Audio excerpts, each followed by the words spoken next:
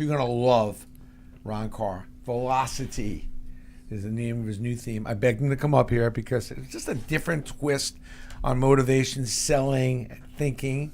Velocity mindset kind of got my attention because I'm always thinking mindset. He's really, Ron Karr's a sales guru. I've gotten a lot of great sales tips from you. You're a renowned speaker worldwide. Yes. And it's a pleasure to have you again. I know we've done some talks and we've done some stuff, but I've got the kind of fanfare. If you're into selling and into really maybe adjusting your mindset, there's probably a conversation for them, right? Well, it's also for anybody who's into influencing. When I wrote my last book, I even got some letters from professors saying if they read it, they would have been a better teacher. So it's really for anybody who has to influence others. Okay, let's talk about influence and let's talk about mindset. First of all, what's going on with this new website? I mean, yeah, it's rocking. What's the deal?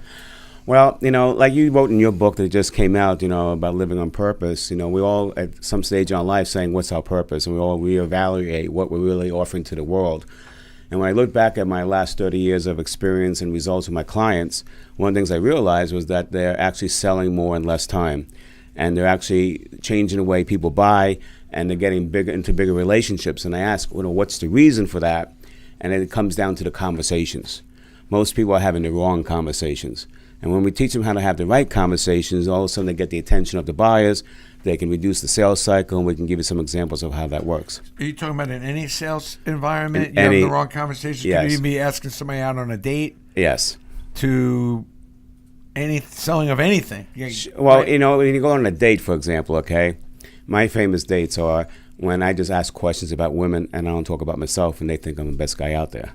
And it's no different in business. Maybe taking an interest. The problem is we're so self-focused because we want to close, we want to get this, we want to get that. And we wind up talking about ourselves and things that are no interest to the people we're trying to influence. So the first thing is you got to have empathy. When we help clients hire salespeople and managers, one of the traits we look for is a high degree of empathy. If you don't have that, we don't hire you. And the reason is because they're not taking interest in other people. So define empathy. Empathy is when you put yourself in someone else's shoes. So, many times we may get upset because someone's not returning my call. So all of a sudden you take it personally. But if you can empathize with what the situation is for the individual, the kind of environment that he's in, he's busy. It's not just about you. Maybe he's got some other things to deal with. It'll change the way you respond to that person on the next call versus saying, he's just not showing me respect, and it's going to come out in an angry format. So if you have empathy for people, it allows you to communicate and connect with them better. So probably the more empathy you're able to show and communicate, probably the more people are going to appreciate you and enjoy interacting with you because you understand where I'm coming from. Right, but the empathy has to start before the conversation, because if you don't put yourself into that mindset, you won't be asking the right questions and doing the right listening. So I always say before you call a client, imagine you're in his office, her office, in their chair, and dealing with all the stuff they're dealing with. Then go from there. Absolutely. It's kind of a good starting point. Yep. So when you go to your website, what's different now? You seem like a recharged, rejuvenated, and you're always pretty high energy anyway, but you seem like you're recharged and rejuvenated. Why? And what's taking place? What's this reset, this refire I see in you? It's called life. When I finished my presidency of the National Speakers Association in 2014, I had 9 surgeries in the next 2.5 years. And I was really down. Back? For my back and some other things. Tiger just won the Masters and he had 1 level fused. I had 9 levels fused. Ooh. I couldn't walk, I couldn't do anything, and you sit there on the drugs and you really assess your life. And so I realized my purpose had to be upped a little bit because I was losing my passion. That's why when I went through this analysis and I came up with the velocity, it brought the spark back into my life. And that's really what I've been about all these years, helping people do things easier so they can gain velocity in all aspects of their life. So give me an example of some of the velocity you're able to get back quickly, or if somebody's out there that's hurting, doesn't have a lot of velocity, they're flat. Right. And they want to get, they're either depressed or they're Sure. Well, we all get depressed once in a while. So the first thing you have to do is obviously visualize what you want, but sometimes it's tough to do that when you're in the middle of that state. So one of the things I would say is surround yourself with good people. People that are not necessarily just going to give you pity the whole time. People that will give you enough pity, but people that are going to help you look at what the real deal is and give you the support to get there. We can't be successful on our own. Our success is really interdependent of each person. We help each other. So if you're trying to do it alone, now the problem is when you get down, you tend to isolate yourself, all right, and withdraw. You're in a bubble. Yeah. So the number one thing I'd say is, and I learned this from a mentor many years ago, the number one thing is always stay in contact with somebody. So force yourself to make that phone call, make it to the right person, and tell them what you're looking for. They don't have necessarily to solve the problems, but it could be that they're helping you guide you in a conversation or not letting you become the victim of your own pity. A lot of people are afraid to ask for help. They're Yes. willing to give help, but you don't want to ask for help. Right. And, the funny thing about that, Brandon, is we don't do that because we're afraid it's going to show our weakness, but in fact, it really shows our strength. It makes us more human to people. So when I go on your site, like give me a couple of things that's going to be a little bit different for somebody when you go onto the site that they'll be able to find. Well, the first thing they're going to find is they're going to find a 2.5-minute video that we did on velocity. It's going to share some concepts with them. But then there's a lot of articles and videos that they can find. And we have other services. We do a Chief Revenue Officer Mastermind group, and they'll see testimonials. But the whole thing is geared towards them. What are they facing on a daily basis? And how can they take that mindset and use it to help them grow? So are you starting to have fun again? And what's that transition point look like as far as what are you feeling out there? Because it seems like I don't know, maybe it's just me, but it just seems like there's a lot of tension. There is now in the world more than ever before. Unemployment's low. It seems like business is vibrant. But it seems like people are more tense and nervous. So I don't care what side of the aisle you're on. This is not about any one particular side. I think both sides are at fault. But I just think the generic atmosphere in the world, we become so polarized that it's adding a lot to the tension. We got to find a way to get back together and work together. So when you speak, when you go to someone's company and speak, give me a couple of because I know we used to always talk about sales tips right. and things like that. What are some of your best sales tips these days when you talk about someone who's young and just getting into the sales groove? Well, the number one thing when you're young, you're sitting there saying, well, I don't have any credibility. Well, you do have credibility because you were given the opportunity to go sell. So first of all, get that out of your mindset. And stop making excuses. Well, it's not just excuses. Maybe you're young and new on the job. Yeah, but it goes beyond excuses. It's that they feel inferior. And the way that you can negate that in your mind is start thinking about the outcomes that you can help people. We teach people to sell on the outcomes, the results that they're after, and not on the features. And if you're about the outcomes, then ask questions about the outcomes. Once you're asking them questions, they're going to tell you what they need, and it becomes easier, and they're going to think that you belong there. I love that. Give me an example of that, though. Let's go through that for a minute, just because that's like so important. I can't believe how many people, almost you can see when they're coming in, they're young and they're pitching us on something. I almost feel like they're so doubting themselves. I lose confidence and want to buy from them. Right, and it's not just even young people. It's people who've been doing. So let me share an example with you. I'm not going to mention the name of the organization. It was a financial services company. And they brought me in because they knew the numbers. They knew that it took, on average, throughout all their reps, financial advisors, it took 5 calls to get a new investor on board. And they wanted to reduce that sales cycle. So I went, and a lot of them would cold call because their market was retirees. So I go to Chicago and St. Louis and watch them cold call. And they would do what I call is build the social relationship. So they come in, they say, oh, these are pictures of your children. Tell me about that. And are these the Chicago Bears? Oh, they had a bad game. It would take 12 minutes to get through that. And the Midwesterners, so they were polite, but I can see in their eyes, like, what are you doing here? And they would get nowhere because they'd be commoditized. They're saying, I already have a stockbroker. So I pulled them aside in between the calls. I say, look, just ask one different question. You go in there, keep the chit-chat down to 2 minutes, and just say, look, I know you got a stockbroker. It's not the reason I'm here. I just want to ask you one important question. They'll say, okay, what is it? When it comes to your future, what are the 3 things you want your money to provide for you? And then all of a sudden, they got into different conversations, and they started building trust. Now, and when I started teaching that since around 2000, every time we do the role play, you see people's eyes go up. As a matter of fact, let's do it here. You can face the audience and we'll see. Now, just be you, okay? So if I come into you, and as part of Steiner Sports, and you're the CEO, I say, Brandon, what are the 3 things you want Steiner Sports to be known for? Well, trust, authentication, and the fact that we deliver. Right. Now your eyes just moved, okay? They went down. Some Talking people go about up. Me. Yeah. How are you feeling? Yeah, feeling good. Now, I'm going to explain the hormones and how they work, okay, in the brain. We know neuroscience now actually supports what we're doing. So there's 3 particular hormones: cortisol, oxytocin, and dopamine. Let's start with cortisol. Everybody knows what cortisol is a fight or flight hormone. We have it. You're not getting rid of it. The question is, how do you manage it? And how do you create an environment for someone to want to talk to you? In my last book, Lead, Sell, Get Out of the Way, well, it's saying if you're not acting as a leader, but as a salesperson, you won't sell. So what this means is if you take responsibility as a leader and it's your opportunity to create the environment, here's how it goes. So on a continuum of 0 to 10, 1 to 5 is the engagement area of cortisol. 6 to 10 is disengagement. It's when you're getting stressed. 1 is very little engagement. 4 and 5 is really engaged.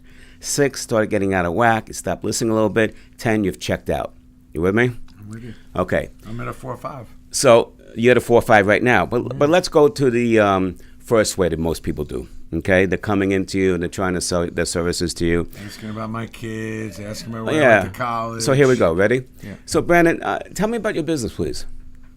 Well, sports marketing company. We market athletes with companies. We also have collectible division where we get all these products we create around some of the biggest names in sports. And how many people you got working for you? About 65. Right. And you've been doing this for a long time, right? Yeah, this is our 30th year in business. Wow, at Steiner Sports. That's pretty good. Yeah. And who are your main markets? Well, I mean, obviously we're well known in New York, more East Coast. Okay, than we West can Coast. stop. On that scale of cortisol at this point, 1, low engagement, 4 and 5 really engaged, 6 starting to get unengaged and getting stressed out up to 10. Where are you right now? I'm probably at a 9. At a 9. Why? Yeah. I mean, it's just the questions are boring and Right. I don't see where this is going. Because most people ask status-based questions. Yeah. And your job is not to educate me. Now we're going to do it differently, okay? Brandon, I understand you owned your company for a long time. As you look into the future, what are the 3 things you want Steiner Sports to be known for going forward? I want us to be known for the Steiner seal means it's real. I want to know that we deliver and that, we're going to be here for a long time, that people can count on us. On the cortisol scale, where are you? That's a solid, 5. 5. 6. Now think about this. So I created an environment for you to want to participate with me, right? And it's about where you're going, about the outcomes, not about what you're doing or how I can help you. Second thing is, the second hormone, oxytocin, is the hormone of trust. You would not have given me that information if you didn't start trusting me. Is that a fair statement? Yes. And dopamine rides of oxytocin, so you're starting to feel good a little bit about this, right? So I feel like you have a genuine interest of where I'm going. And you're willing to keep the conversation going. Not looking for a history lesson. Right, and you're willing to keep the conversation Yeah. going, right? Yeah. All right, so when we go back to that financial services, when they started asking you 3 things about where they want the money to produce, they started getting the conversations they didn't have before. So one time I'm in the headquarters with the senior partners, and they said, hey, look, we got a class of average time in the field, 4 to 7 years. Can you do 1 hour for them? It was at the end of the day. I said, sure. Went downstairs, did the hour. We're both staying at the same hotel that night. I get a call at 11 o'clock at night, and the rep says, excuse me for waking you up, but I got to share this with you. I said, okay. I did what you told us to do. I said, all right, I had 2 widows, both had $100,000. One I couldn't get for 6 months, one I'm dealing for 2 months. I couldn't get them to move. I called them up, and I said, I apologize. And they said, for what? I've been remiss. All I'm talking to you about is stocks and bonds. I never asked you the most important question I should have asked you. And they said, what is that? When it comes to your future, what are the 3 things you want your money to provide for you? He got into different conversations with people that night on the phone. One committed their funds that night, and the other one gave him another appointment. That's how significant it is, and that's how you can gain velocity, but more importantly, gain velocity for your clients. It's critical. That's a game changer move, It's a game changer. which most people don't do. Right. Let alone actually listening to the answers would be probably 1A. Well, we don't even listen. I can't believe how many times I will go somewhere and actually tell somebody what I want, Right. and then they don't even want to deliver that. No, and that's why I don't believe in scripts either. People want to have scripts for salespeople. The reason I don't believe in scripts is one reason. They're more worried about getting the lines out than listening. The next question should be in return to what someone just said to you. If you're going to the next thing on your script, you're showing you're not listening. Now, I do believe there are agendas. I agree too. I mean, I think it's just if you're going to sell, your first agenda always should be to serve and to solve. Right. And you got right to it on one of them, which is what's Right. what's your future? Right. What's important to you going forward? Maybe I can help you solve or help you enhance that. Right. And when people want to build relationships today in business, that's the relationship you need to build. People don't need new friends. They got friends elsewhere. Maybe you'll become friends with your client, but that's not the reason you're there. Now, this also works for management. Okay. I'm on retainer with some clients, and then there's one company, the line manager came in as a manufacturer, and he's like cursing, and he's like all over the place. I said, what's wrong? this guy's on a cell phone. I said, what'd you do? I told him to get off the cell phone. What was his answer? Everybody else is on the cell phone. And what happened? We're behind this job 20 minutes. So I role-played it with him. I said, you become that guy. And I had the same conversation with him. I said, where's your cortisol? He goes, 9, 10. I'm not even listening to you. Okay, let me change it for you. Hey, I know in your file that you want to become a master welder, right? He goes, yeah. And there's two things you need. One is the quality, and one's to be on time. You're definitely great on quality. In this particular project, we're 20 minutes behind. How do we get you back on time so you stay on the track? And all of a sudden, it was a different conversation. You got something that's interesting. Yeah. Right? So he went out and did the conversation. And I said, how'd it go? He was, oh my God. He was giving me ideas, and the next thing I know, he's working, he's getting back on track. Did you ever mention the cell phone? He goes, no. Because it was about where they were trying to go. And how can you help them get there? Right on the money. Right. I think that happens a lot of times in sports where the coach is like, you got to rebound more. You got to do this. You got to do that. You say, listen, do you think, if you're going to play in the NBA one day, what do you think you're going to have to do? Right. You're a power forward. And that's the problem that we have today. So let me help you, show you how to rebound better, because if you want to play in the pros one day, you're going to have to rebound better. Right. But it's also how they say it. Yeah, that's true too. You look at the Yankees, right? Joe Girardi was a great manager, but he wasn't rehired. And they put Boone in because there's a question, how do you relate to them? And the disciplinarian approach that they did 30 years ago, do it my way or no way, is not working today. Now, it doesn't mean that they don't have the right advice. It's just how is it communicated, and are they communicating in a way that the person wants to participate? That's what's changed in the world today. And you gotta set the table. I think you Yes. gotta have a relationship with somebody in order to go give them feedback Right. or discipline them. They have to trust you. If somebody trusts you and they know you care, and I'm telling you because it's for your well-being, because I know you want to play in the NBA one day, so I'm giving you this feedback so it's going to give you a better chance to win. Now, we have a good friend, mutual friend, David Horsager, who makes a living on trust. Trust. Right? Love Dave. Yeah. That's a must book, by the way. Yeah, Must the read, Trusted right? Edge, and he's a great guy. But think about it, though. Trust doesn't come because you want it. It comes in relation to what you do. Think about this. I always say to my clients, if you want to change a relationship or change a conversation, it doesn't take two. It only takes one. So if you're tired of getting into an argument and it's the same argument with somebody, every action creates a reaction. If you want to change the reaction, change your action. It doesn't take two.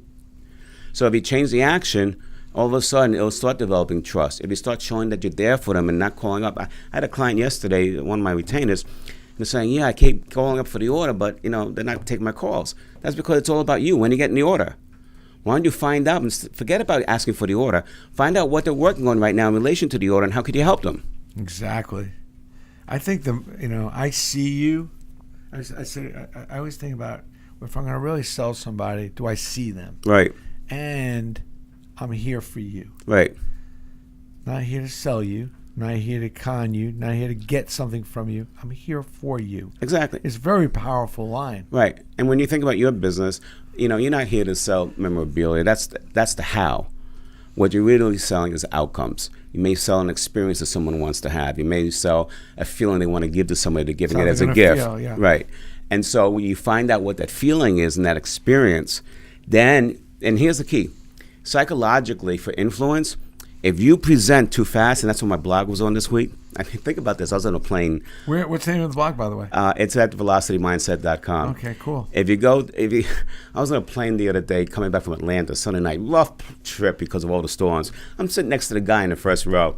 I said, hey, can you open the window, please? He goes, sure. And I said, man, those are dark clouds. And I started to educate him on the clouds for my 20 years of flying. An hour later, I asked him, what do you do for a living? He goes, I'm a retired pilot. I worked for 40 years flying commercial for Air Canada. Now I ferry refurbished planes all over the world. And I laughed. He goes, what's wrong? I said, here I'm lecturing you on clouds when you know more than I do.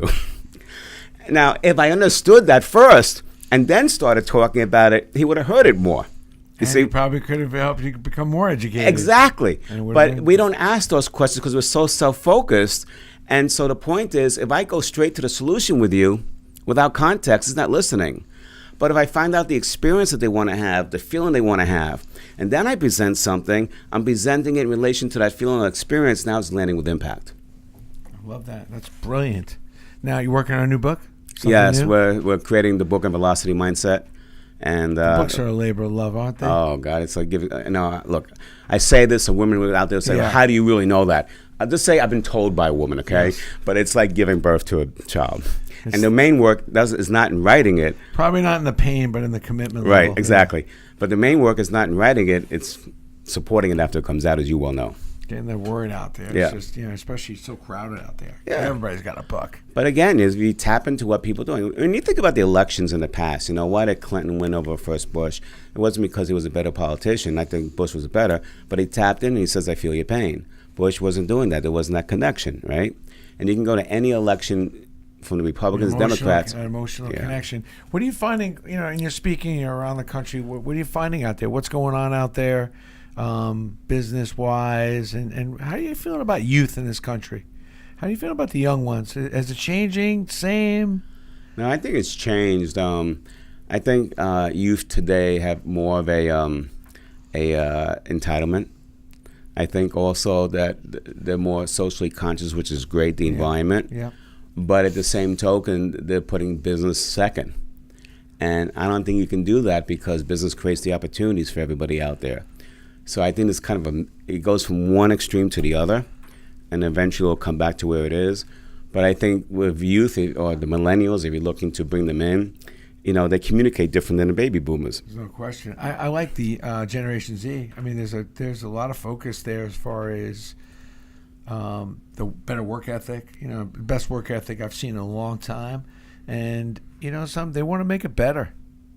Yeah, genuinely they want to do it. Right. And if they're in a position or company that doesn't speak to that or it's stressing them out, they won't stay there much longer. There's a high level of entrepreneurism out there. I'm hoping we can adapt and let these kids breathe because we need it. We need entrepreneurism in this country. I feel like it's on a downward slope.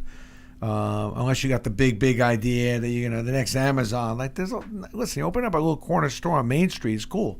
You can make a living or you come up with a new little gadget. Those Amazons start with a small little website. But you know what the hard part is, and I check myself in every day when I hire a new employee. I just hired a VP of Business Development. She's in her 40s. She's great. But, the way I did things is not necessarily the way she'll do it. And we got to get out of our way. We got to align ourselves on the goals and the outcomes, and then people may get there differently than you did. Don't micromanage how they're going to get there. Just make sure the values are the same and the outcomes are the same, and let them do what they got to do. Now, are you talking a little bit about that in leadership in your speaking? Yes. Because that's probably critical. Yes. Because the problem is we've been so dominant for so Exactly. long as baby boomers that we only see one way as a one-lane highway. Exactly. But it's not even just baby. I would never get off the highway and go on 18 side streets, even with Waze. Right. That's just I'm just not doing that. Sometimes but at the end, when I do that, it's my kids like, just make the right, make the left, make the right. And I love Waze. I save 10 minutes. And I love Waze. And sometimes I find myself telling to go somewhere and say, you don't know what you're talking about. And I go my way, I'm stuck in traffic. You tell them Waze that doesn't know what's and Waze is laughing at me saying, ha, buddy. But it's kind of true that way with a lot of life. Like there's just Exactly. a lot better ways to do things, but you do get stuck in your habits. Now you're a top performer, okay? And what I find in people like you and other people out there, people like all your top personalities. I've had the chance to interview them. They don't really care about what they know. They care about what they don't know. And so what they do when they go into these conversations, they check their knowledge at the door, and they're listening from your mindset so they can see if they can get something. I've learned this is my university. Right. I cannot believe what I've gotten away learning the last 6 or 7 years. It's criminal. Exactly. But we have to live that in our lives too. Yeah. What can we get from this person, whether they're 20 years younger than me, even my age? They probably have an idea or a perspective I don't even have. So open your eyes to it. Number one, they'll feel heard. But number two, they may have a better idea than you had. Yeah. Harvey McKay's my favorite Harvey McKay line. The world is a classroom and everyone's a teacher. Absolutely. Which is true, really. I mean, when you really break it down, you got the sanitation man, the post office. You can learn from all of them. It's amazing what they see. I mean, what gets my attention? It's amazing what you can learn if you want to. Being a professional speaker like you, and we've heard a lot of speakers, I'll hear sometimes someone say, "What'd you get out of it?" And I said, "Oh, he wasn't that great. Or she wasn't that great." I said, "What'd you get out of it?" Nothing. I'm going, "What's wrong with you?" I mean, I can go in and get something out of any speech. You want to know why? Because I'm not critiquing the person. I'm letting myself go in my own world and what I'm dealing with. And are they toggling my mind to think a little differently? And that's the key. You should be able to get something out of any speech. Now, if they're not good, it might even be getting out what you shouldn't do.